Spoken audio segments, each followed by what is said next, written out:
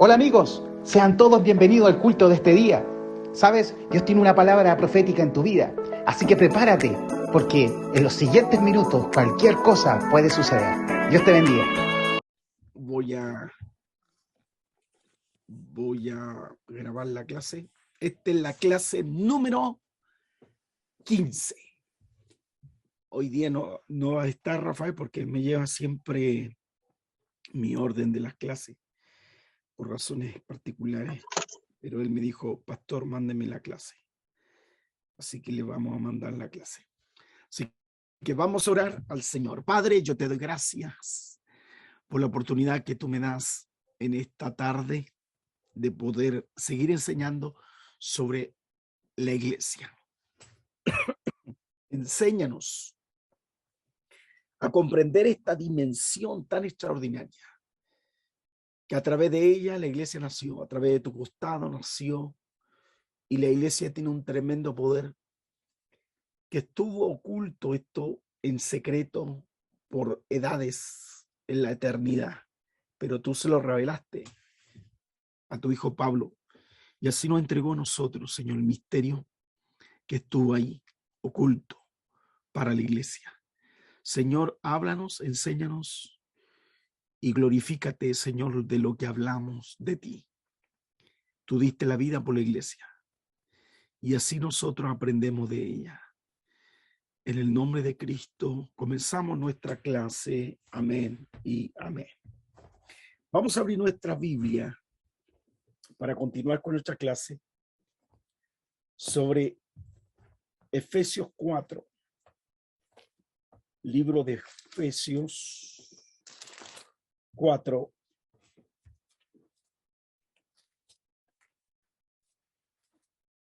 Ahí lo tienen en pantalla. Yo lo voy a buscar mientras tanto aquí en mi Biblia. Gálatas, Efesios 4, versículos 11-16. Pablo enseña algo aquí, que por qué están los ministerios.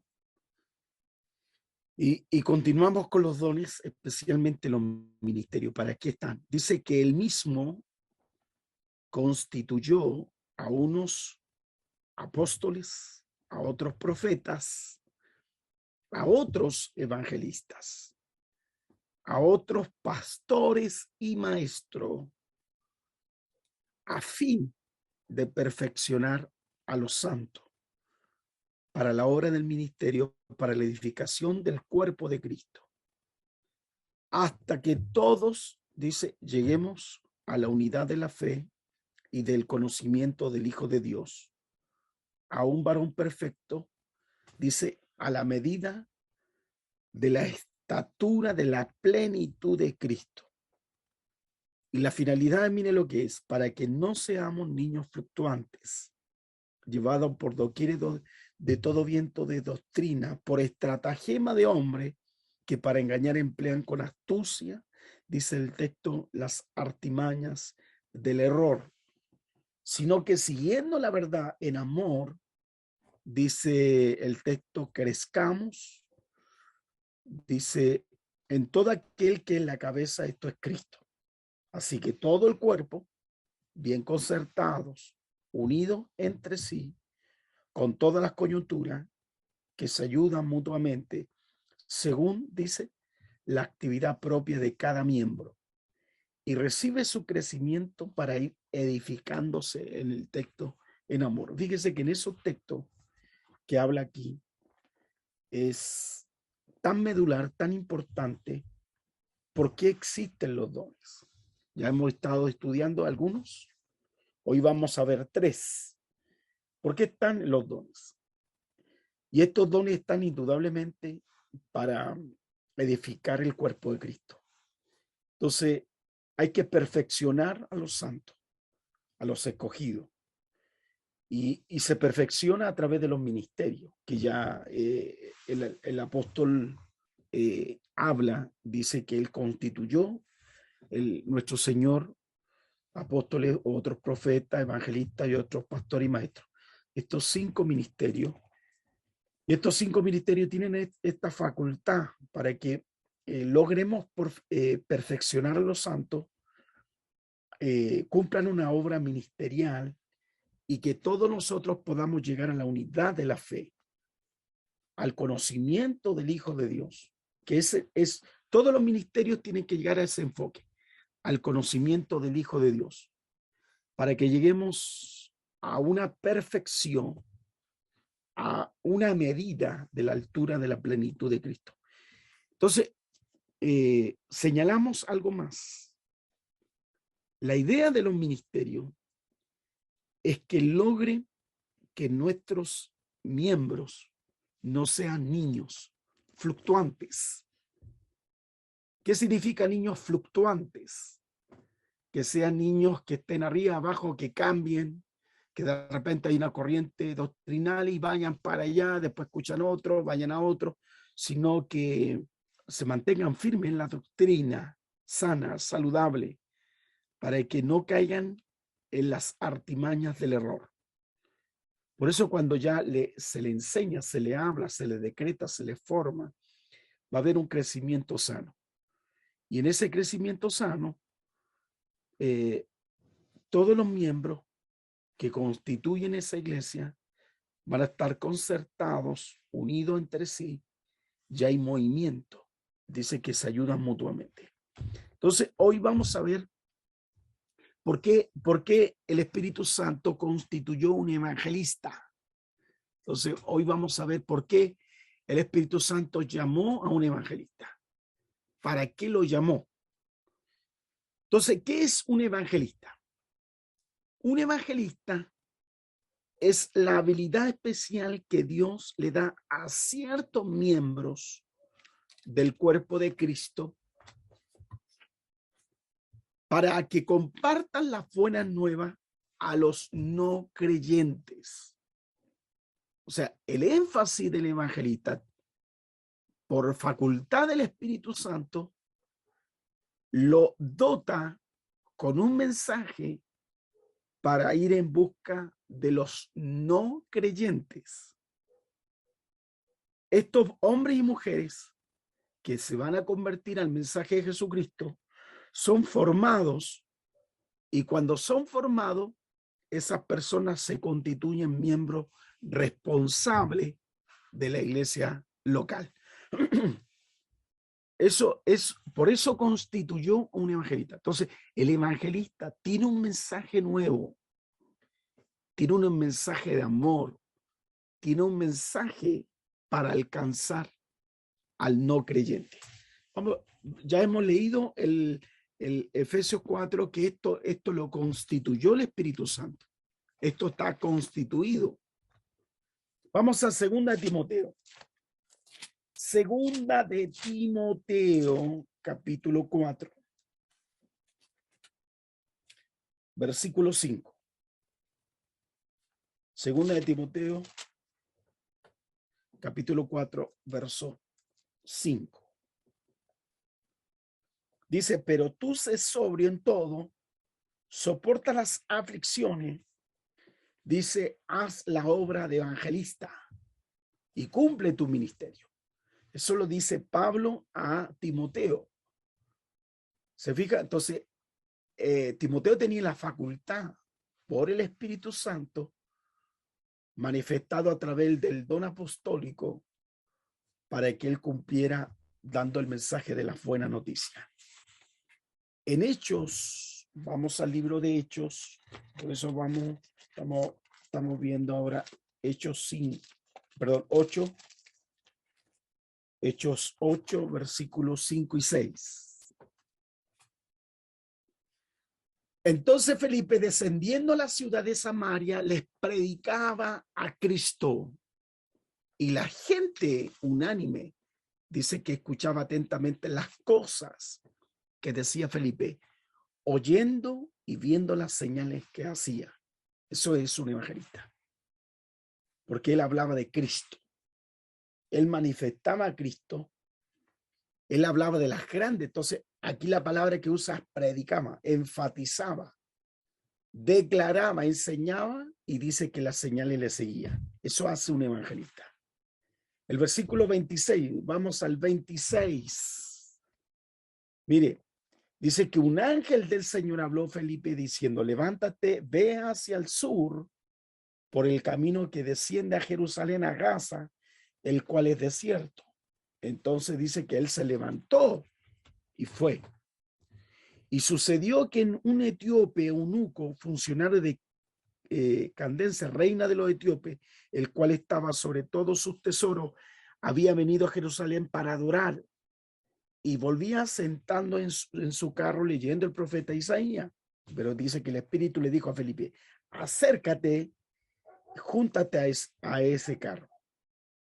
Y acudiendo Felipe, dice que lo oyó que leía el profeta Isaías y dijo, ¿pero entiende lo que lees? Y él dijo, ¿cómo podré si alguno no me enseñare? Y rogó a Felipe que subiese y se sentara con él. Y el pasaje de la escritura que leí era este: como oveja a la muerte fue llevado, y como cordero mudo delante de él, que lo trasquilaba, y así no abrió su boca.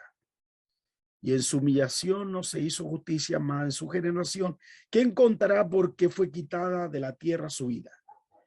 Y respondiéndole eunuco, dijo a Felipe, te ruego que me diga, ¿de quién dice el profeta esto? ¿De sí mismo o de algún otro? Entonces Felipe, abriendo su boca, comenzando desde esta escritura, le anunció, fíjese, le anunció el evangelio de Jesús. Y yendo por el camino, llegaron a ciertas aguas y dijo eunuco, aquí hay agua. ¿Qué impide que yo sea bautizado? Y Felipe dijo, si crees de todo corazón, bien puede. Y respondiendo dijo, creo que Jesucristo es el Hijo de Dios. Y mandó para el carro y descendieron ambos al agua. Y Felipe el eunuco le bautizó. Cuando subieron del agua, el Espíritu del Señor arrebató a Felipe. Y el eunuco no le vio más y siguió gozoso su camino. Pero Felipe se encontró en Azoto y pasando anunciaba el evangelio a todas las ciudades hasta que llegó a Cesarea. Se fija, el ministerio evangelístico estaba en todo su apogeo aquí. Entonces, no estaban confundidos, cada uno hacía su labor. Felipe hacía la obra evangelista, no había choque en los ministerios y se mostraba el Señor sobrenaturalmente, cosas extraordinarias ocurrían y ellos cumplían su labor. Por eso podemos ver cómo era anunciado la palabra del Señor. En el libro de los Hechos, el 21:8, libro de los Hechos 21:8,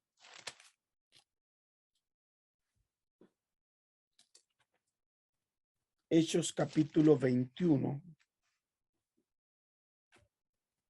dice, al otro día saliendo Pablo, a los que con él estaban, fuimos a Cesarea, y entrando en casa de Felipe, el evangelista. Se fija, aquí lo declaran evangelista, que era uno de los 7, posamos con él. Ya él tenía ese mensaje del evangelista. Por eso el evangelista actúa bajo un marco de la iglesia. Y la iglesia tiene preocupación por la salvación de los inconversos. O sea, es necesario el evangelismo. Pero el evangelista está sujeto a esa iglesia, pero hace cosas extraordinarias. ¿Se fijan? El evangelista escucha la voz de Dios, qué tiene que hacer, qué no tiene que hacer, dónde ir. ¿Y cómo puede hacer cosas extraordinarias el evangelista? Eso lo podemos ver a través de este ministerio. Entonces, tenemos este ministerio extraordinario. Por eso, ¿cuál es el gran problema que nosotros tenemos como a veces iglesia? Que hacemos de todas. Queremos ser profetas, queremos ser apóstoles, queremos ser maestros, queremos ser misioneros, queremos hacerlas todas. Pero tenemos que estar definidos porque esto es un don exclusivo puesto por el Espíritu Santo para llevar a la buena nueva. Entonces es algo extraordinario. Porque el evangelista puede ser, hay evangelistas que pueden hablarle a niños, hay evangelistas que pueden hablarle a jóvenes, hay evangelistas que le pueden hablar a las masas, hay evangelistas que pueden hablarle a individuos. Así funciona el ministerio del evangelismo. Y lo importante es que el evangelismo siempre va manifestado con milagros, con algunas señales que opera y que hay en él. Entonces tenemos el evangelista. Vamos al otro don que se necesita para edificar el cuerpo de Cristo. ¿Ya? El otro don es el don de la exhortación. Tenemos el don de la exhortación. Por eso es importante los ministerios comprometidos para desarrollar el cuerpo de Cristo. Entonces, el don de la exhortación es una habilidad sobrenatural, porque es especial, que Dios da a ciertos miembros del cuerpo de Cristo para ministrar la palabra. Esa palabra tiene algo especial porque consuela, anima, exhorta y aconseja. Ese ministerio o ese don es el don de la exhortación. ¿Se fija? Ese don de la exhortación, siempre esa persona está ayudando, siempre está consolando, está animando, está aconsejando al cuerpo de Cristo. Pero no todos tienen esta facultad. ¿Ya? El mensaje del evangelista es buena noticia, es hablar de Cristo, habla de su muerte, habla de la resurrección, habla del pecado. Pero en este caso de la exhortación, aconseja al creyente para que madure, para que crezca, para que se desarrolle, para que tenga base, lo inspira, lo alienta. Eso es importante, ese don. ¿Se fija? El don de la exhortación es para sanar el corazón. Vamos a Romanos capítulo 12, versículo 8. Esto es para apoyar esto. Romanos capítulo 12, verso 8.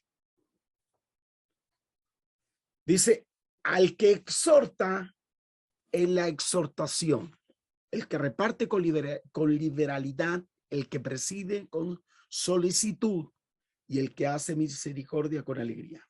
Aquí está el ministerio de la exhortación. Entonces, nos habla cómo tenemos que exhortar, cómo hablar, cómo exponer con vehemencia, con fuerza. Hechos 16, versículo 16. Dice que aconteció mientras íbamos a la oración, nos salió un encuentro una muchacha que tenía un espíritu de adivinación, el cual daba gran ganancia a su amo, adivinando. Está siguiendo Pablo, nosotros damos voces diciendo, este hombre son siervos de Dios Altísimo, quienes anuncian el camino de salvación. Y esto lo hacía por muchos días más, desagradando a Pablo. Este se volvió y le dijo al espíritu, te rogamos en el nombre de Jesucristo que salgas de ella. Y salió aquella misma hora. Eso hace la exhortación. La exhortación trae autoridad. Por eso la Biblia nos habla que este don es necesario. ¿Para qué? Para crecer mutuamente. Una persona tiene que crecer con la exhortación, con la edificación. Vamos a otro texto, Romanos 15. Romanos capítulo 15, versículo 14.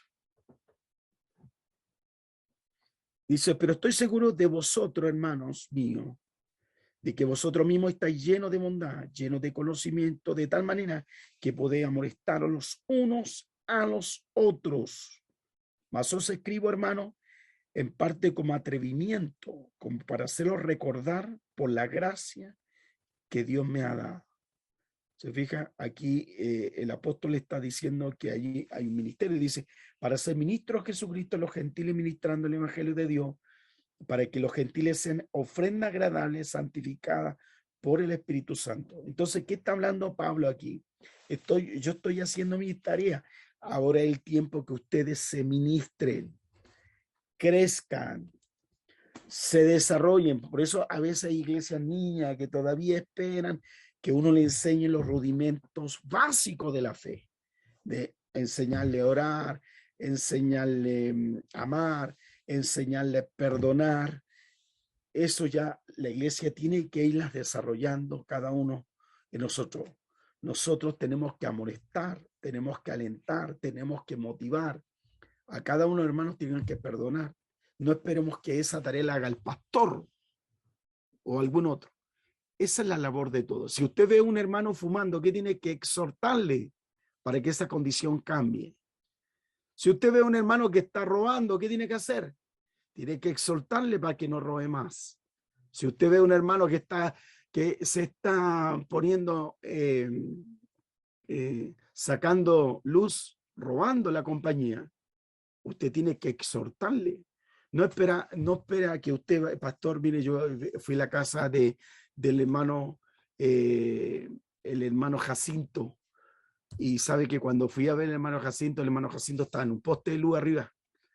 Y yo le pregunté, Jacinto, ¿qué hace arriba en el nombre del Señor? Le dijo, hermano, estoy tratando de que tener luz, porque nosotros somos hijos de luz.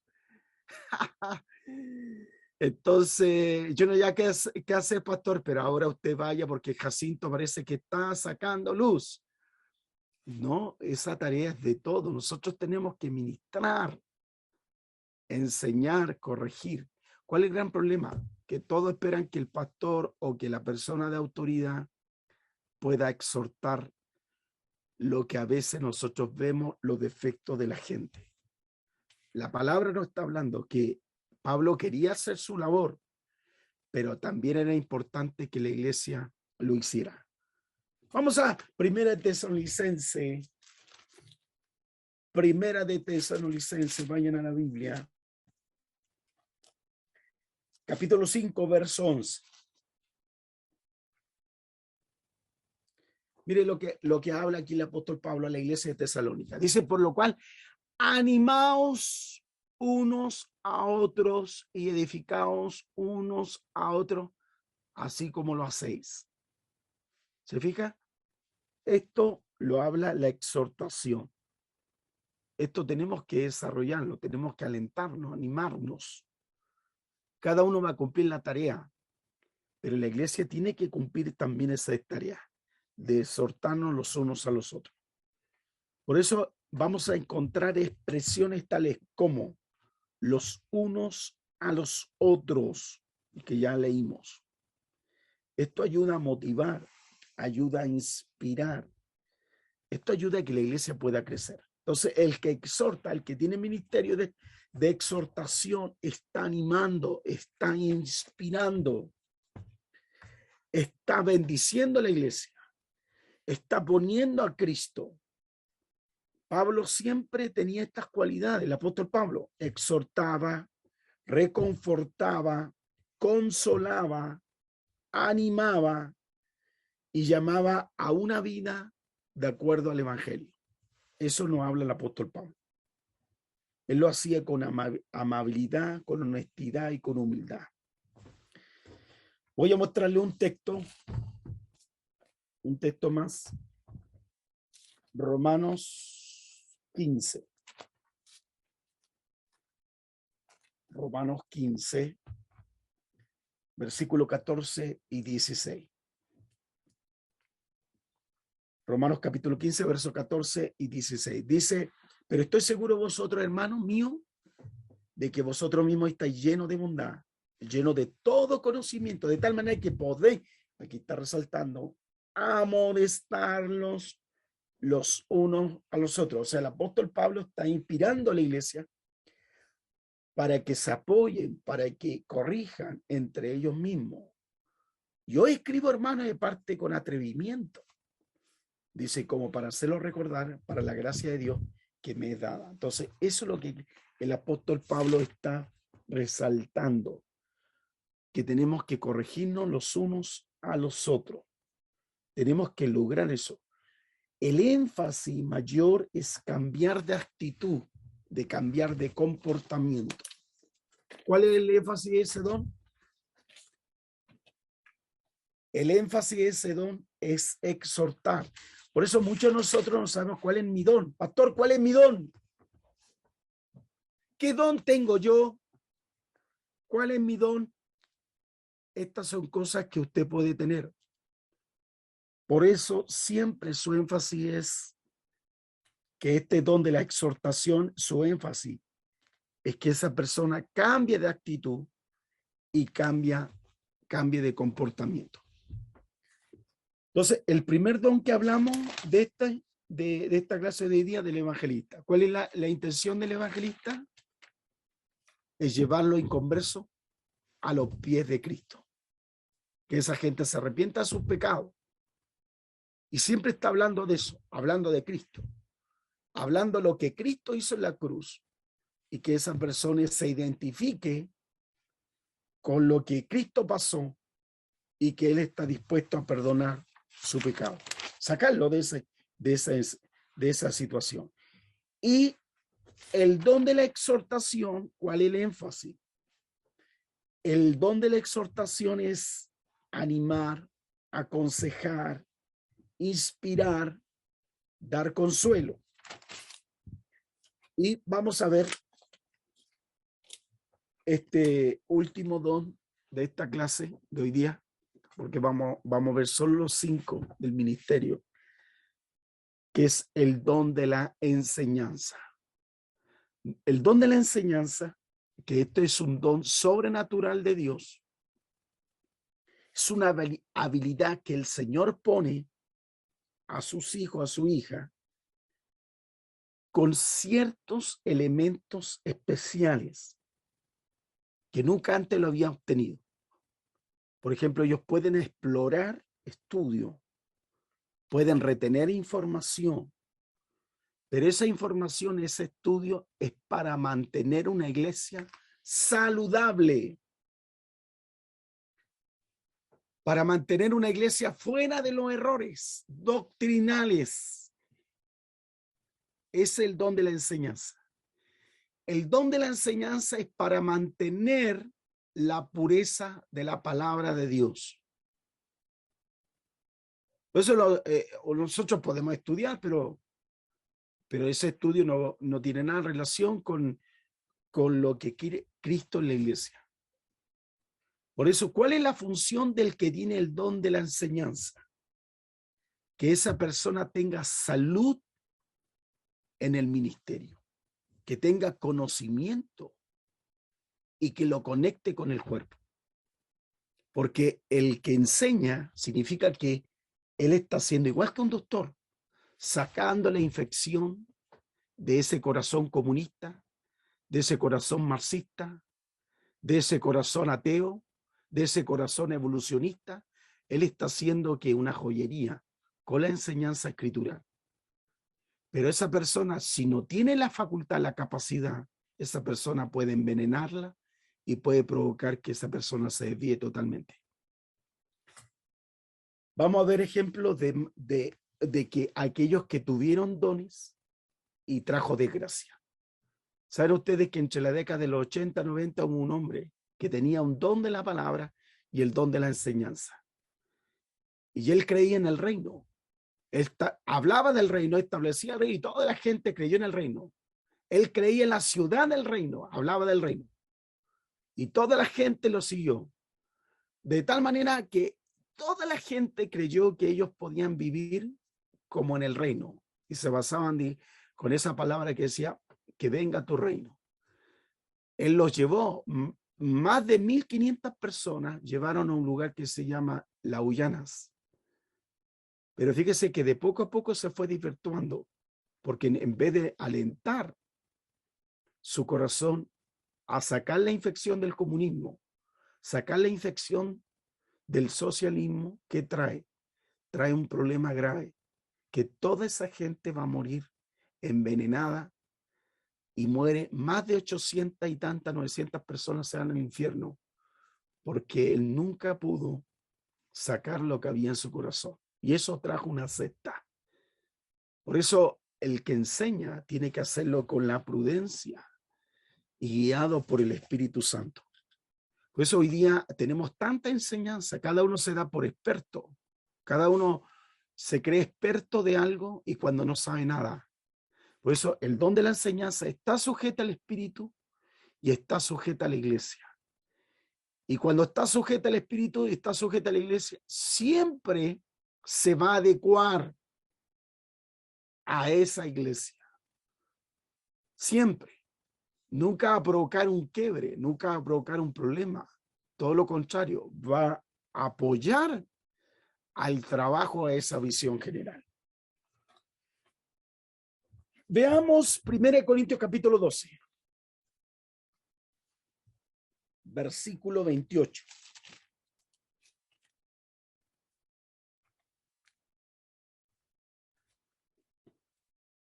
Dice, a uno puso Dios en la iglesia, primeramente, aquí habla de apóstol. Vuelvo a usar el mismo texto. Luego profeta. Y en tercer lugar están ¿quién? Los maestros. Ahí está ese ministerio. Mire, este es un elemento porque tiene don y es un ministerio. Y eso crea salud. Y el maestro apoya lo que el profeta está diciendo. Y el profeta apoya lo que el apóstol está recibiendo. Y el apóstol se sujeta a lo que el Espíritu está diciendo. Entonces es un cuerpo. Acuérdense que dijimos que es para edificarnos en el cuerpo de Cristo. Veamos Efesios.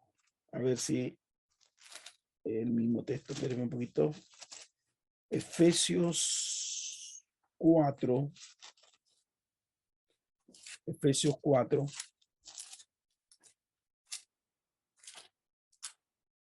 Versículos 11 y 14. Así.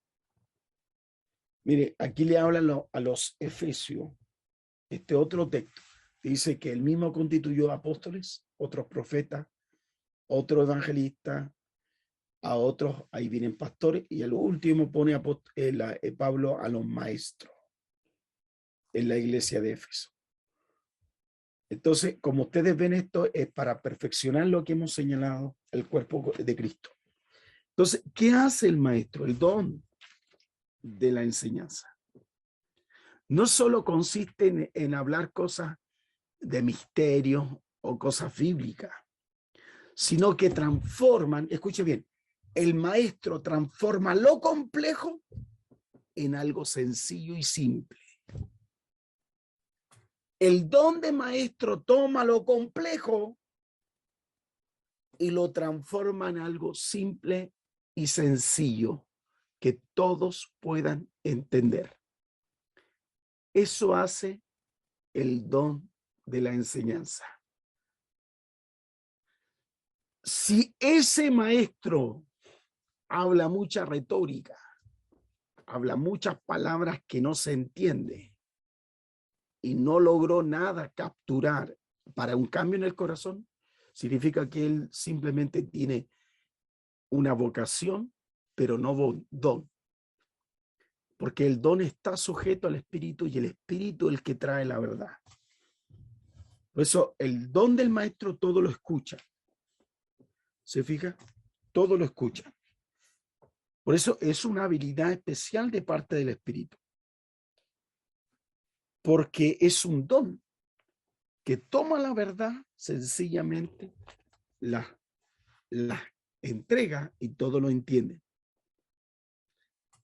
En tercer lugar, una de las características que tiene el don de maestro, que esa verdad es comprensible y entendible.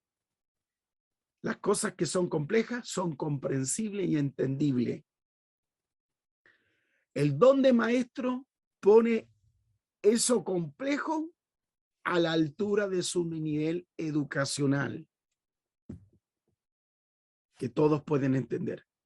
No es lo mismo hablarle a un universitario, a uno de enseñanza media, a uno que no sabe leer ni escribir.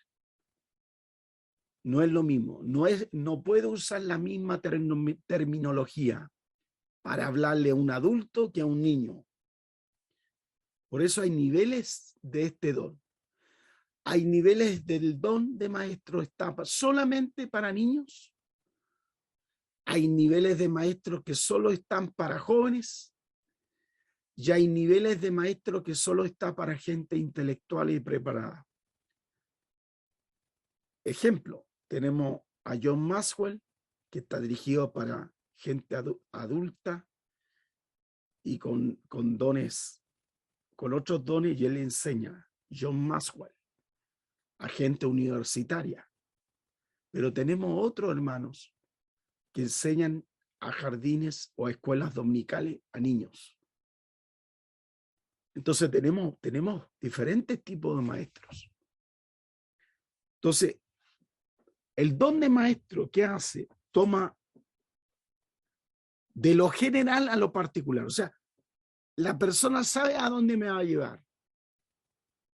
Me define los principios, siempre me está definiendo ciertos conceptos que yo incluso puedo dominarlo, pero no lo entiendo. Habitualmente el maestro siempre está buscando la manera más sencilla que todos puedan captar elementos tales como lo visual, que algo toquen, que todos vean, que todos aprendan. Siempre se está estrenando, se está preparando, busca la mejor información, está comprando texto, lee bastante, se instruye bastante para poder enseñar a los jóvenes adultos, a los intelectuales no intelectuales, para que todos puedan llegar al nivel de la unidad de la fe. ¿Por qué tenemos hoy día una ensalada de doctrina en la iglesia? Porque carecemos de ¿qué? De maestro. Algunos creen que la suegra es mona, otros creen que el suegro es gusano, otros creen que ya la tía viene de lo ovni, otros creen que el hermano es ET, otros creen que la mamá tiene cara de dinosaurio, un reptiliano. Tenemos cualquier enseñanza media rara. Y eso es producto de que la iglesia necesita dones exclusivos del Espíritu Santo que puedan funcionar en la iglesia. Por eso hoy día, lamentablemente,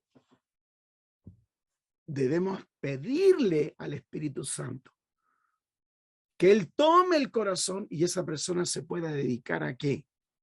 A enseñar. Como es un don, acuérdese, toma lo complejo en que todos puedan entender y comprender. Podemos ver Hechos capítulo 18, versículo 26.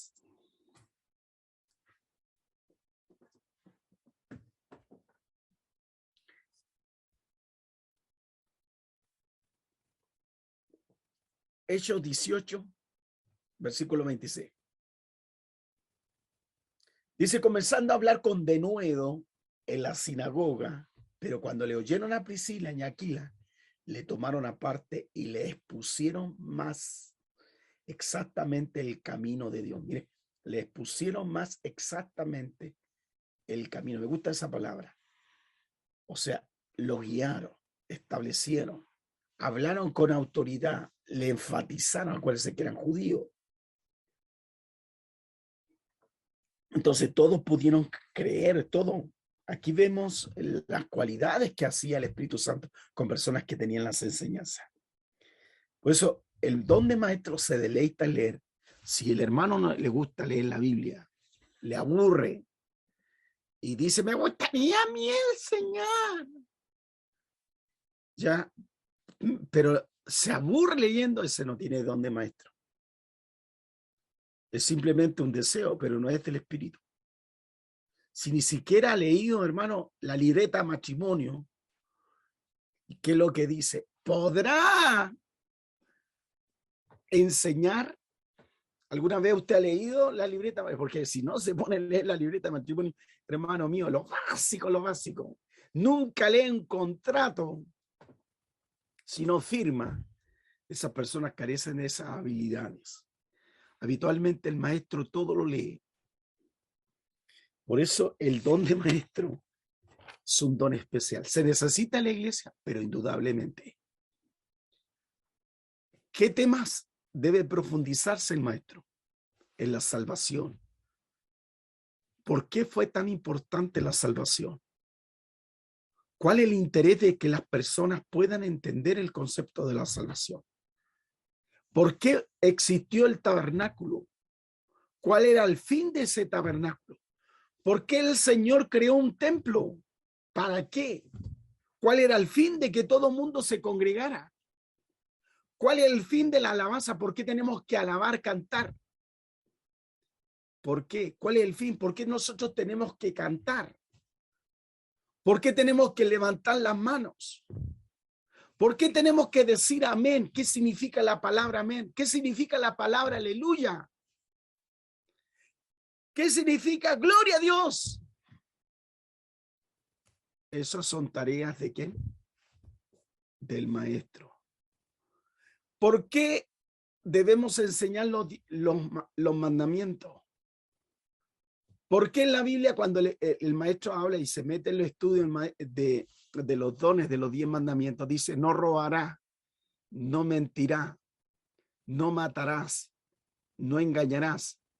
Pero vemos que en la Biblia está lleno algunos de mentiras, hay algunos que mataron. Entonces, ¿cómo puede ser que tenían los mandamientos y no cumplían? ¿Cuáles son las consecuencias? Todo eso lo enseña el maestro. Porque hay un padre en el Antiguo Testamento. ¿Por qué está Cristo en el Nuevo Testamento? ¿Y por qué está el Espíritu Santo en el Nuevo Testamento? Eso son las habilidades que deben hacer el maestro. La pregunta es la siguiente. ¿Son necesarios los dones en la iglesia? Díganlo con todo el ánimo y con toda la fuerza y diciendo sí. Claro, claro que sí. Son necesarios los dones. Pero ¿qué dones a nosotros nos gusta? El don de milagro, el don de sanidad, el don de fe. Pero lamentablemente tenemos a veces ángeles ignorantes. ¿Se fija? Y a veces lo que ocurre es que también, que cuando no están los otros dones, tenemos enseñanza, tenemos el don de la exhortación, tenemos el don de los apóstoles, tenemos, hermanos, demonios inteligentes. Entonces, ¿qué es lo que necesita aquí? Que todos los dones operen y trabajen para que todos podamos llegar a la unidad de la fe. Eso hace que una iglesia sea sana. Voy ya concluyendo esta enseñanza de este día y vuelvo al texto original, al primero. Vean Efesios 4, voy ya concluyendo ahora mi clase de este día. Efesios capítulo 4. Efesios 4. Vamos a ir un poquito, espérenme buscarlo yo en mi Biblia. Efesios 4.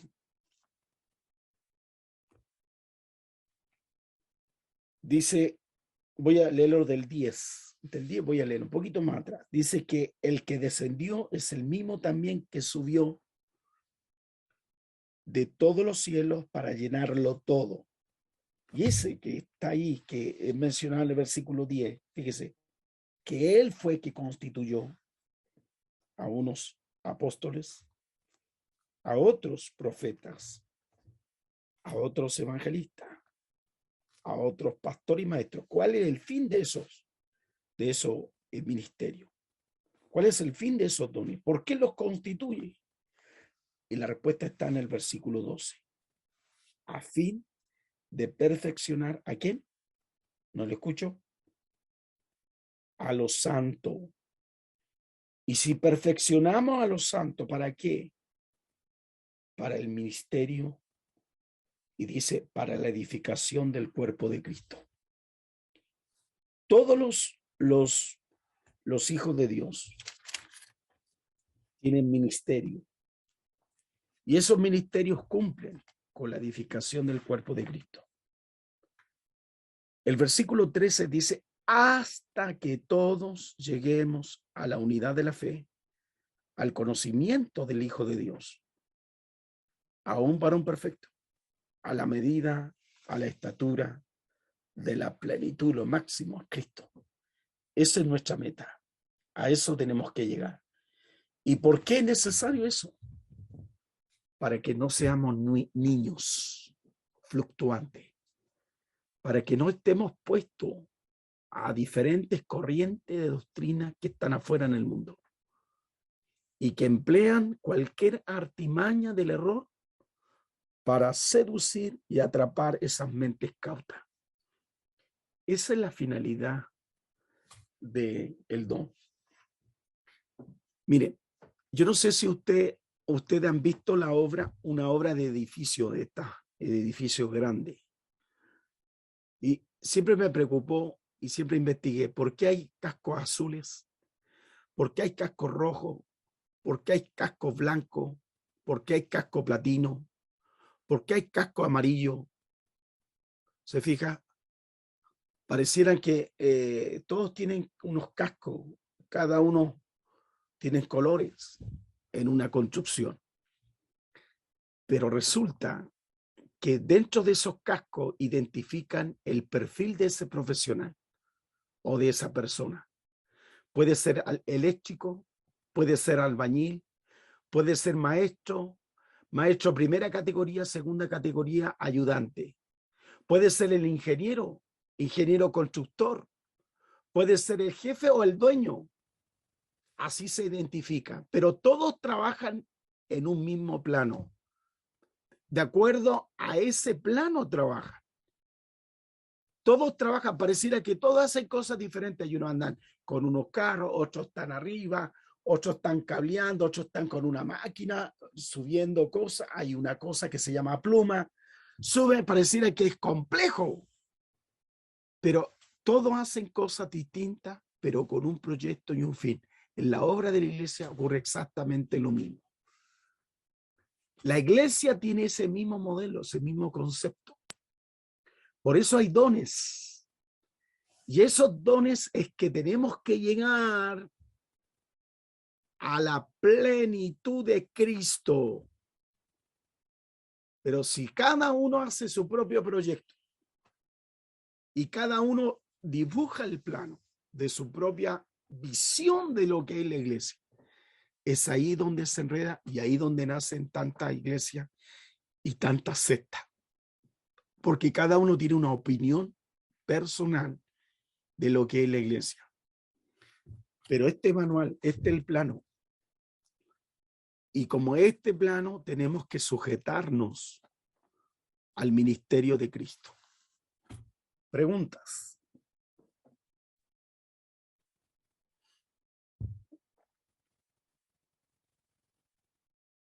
El segundo, ¿quién quiere hacerme preguntas?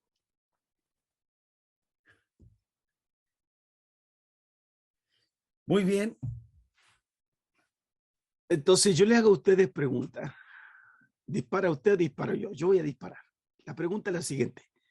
¿Qué pasa solamente vemos un pastor, vemos un evangelista y no hay más dones en una iglesia?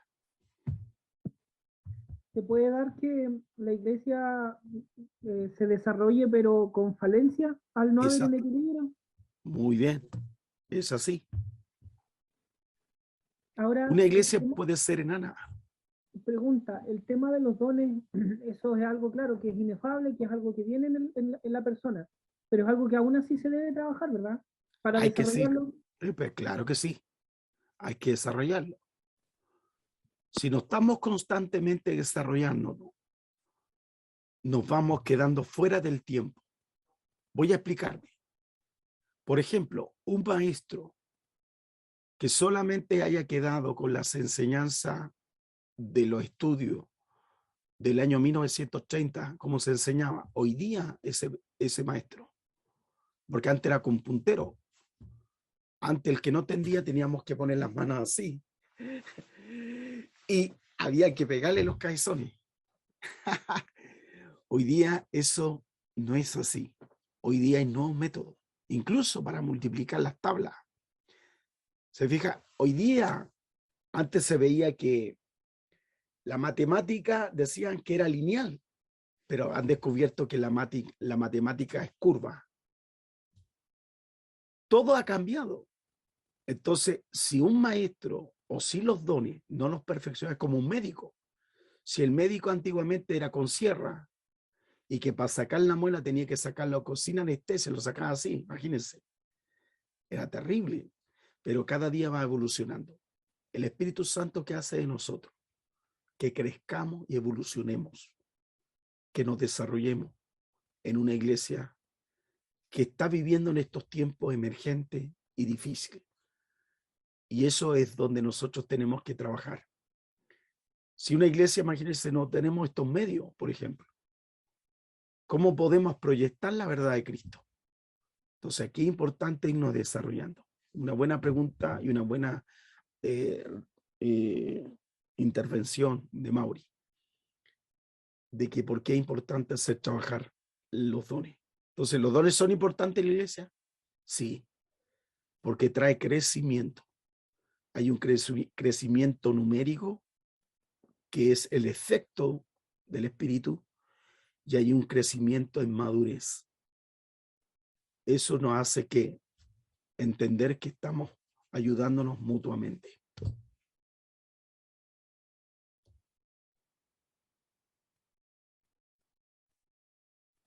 Otra pregunta.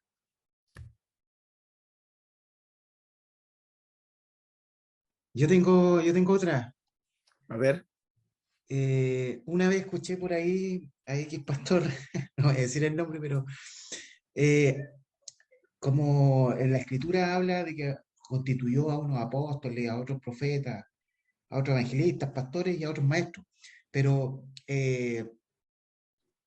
¿todos tienen el mismo nivel de unción o manda más por darle, por decirle algo el apóstol, como está ordenado en ese orden? No. Una pregunta interesante y buena, y me requiere un poquito más de tiempo. La respondo de esta manera. Fíjese que nosotros tenemos en el cuerpo ojos, tenemos la boca, tenemos los oídos, pero hay miembros que son decorosos, indecorosos. Los indecorosos, dice la escritura, lo tratamos con más decoro. Y los que son, por así, menos importantes de nuestra óptica, serían los más importantes.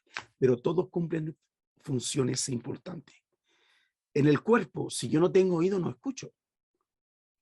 Si no tengo vista, no veo, estoy ciego. Si no tengo la lengua, no palpo lo justo. Si no tengo la uña, no puedo tocar las cosas. Entonces, en el cuerpo, todos los dones son importantes. No hay uno mejor ni otro mejor. Por ejemplo, el corazón podríamos decir que el órgano más importante. Es verdad, porque bombea todo el sistema de nuestro cuerpo. Pero no significa que digamos, con el corazón. Pero fíjese que a veces tenemos corazón y tienen problemas en el cerebro. Y la gente está ahí que lamentablemente postrado en cama. Pero hay algunos que tienen el cerebro y tienen el corazón, pero tienen problemas de paraplegia, porque tienen problemas ¿dónde? Justamente en la columna o en las piernas. Entonces, como podemos ver, el ser en sí necesita todos los órganos para que esa persona tenga movimiento. En el cuerpo de Cristo, los ministerios son todos importantes. No es que Él sea el jefe o el más importante, porque ese concepto es netamente humanista. En el cuerpo de Cristo no existe el jefe. En el cuerpo de Cristo no existe el don más importante, el menos importante. Todo lo que se habla hoy, eso se llama la posverdad. Y la posverdad pone el apóstol primero, después pone al profeta, después pone al evangelista, así sucesivamente. No, simplemente porque él es la cabeza doctrinal, porque cumple una labor, tiene esa unción, pero esa unción es el mismo. Por eso dice que el mismo, el texto señala aquí en el verso, dice que el mismo constituyó.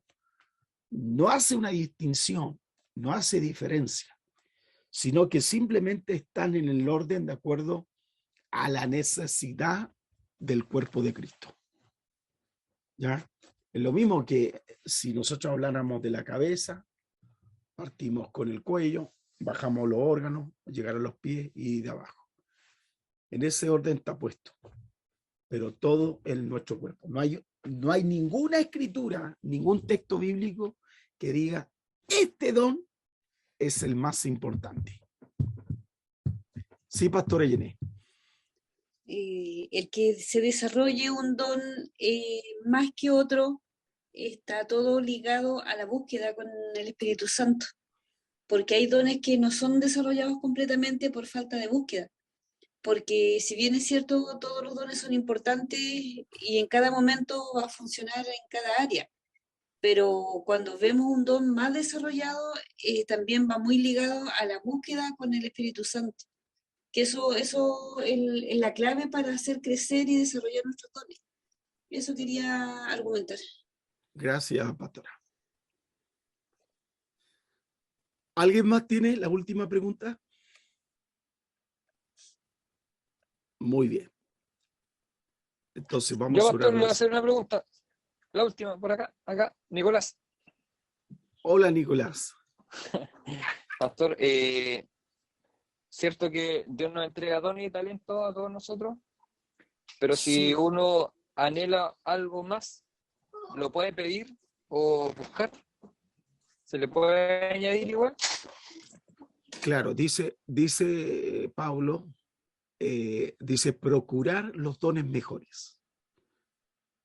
Ya, o sea, indudablemente nosotros tenemos dones que son exclusivos de nosotros. Del momento que nosotros recibimos a Cristo como nuestro Señor, Él puso don. Ya definimos las clases anteriores, la diferencia entre don y talento. Los talentos nacemos con habilidades que son naturales, pero los dones son exclusivamente para el reino y la iglesia. ¿Me explico? ¿Aló? Sí, pastor. Entonces, claro, nosotros podemos procurar dones mejores. Por eso él dijo también, yo les quiero mostrar un camino mejor. Si ustedes buscan eso, lo otro va a llegar, que es el amor. ¿Ya? La base de los dones, la base es el don, es buscar una acción, como bien señaló, la búsqueda del Espíritu Santo, porque a través de la búsqueda se suscita el amor ágape en nosotros. Y en esa impartición de ese amor ágape en nosotros, hace que nuestro corazón se sensibilice. Y se va a sensibilizar y va a ver la necesidad del otro, cómo suplirla. Y es el don que se va a activar en esa necesidad que él ve y que el Espíritu Santo lo guiará. Amén. Muy bien. Voy a orar al Padre. Señor, te doy gracias por esta clase de este día miércoles. Bendice a todos los que estuvieron aprendiendo sobre la eclesía. Asumimos la autoridad de Cristo. Y que cada uno de nosotros, los que estamos hoy aquí, cumpliendo este papel, Señor, actives nuestros dones. Señor, bendice esta iglesia y que ellos mismos puedan crecer a la estatura de un varón perfecto, a la medida de la plenitud de Cristo, para que todos lleguemos a la unidad de la fe. Damos gracias por los méritos de Cristo. Amén.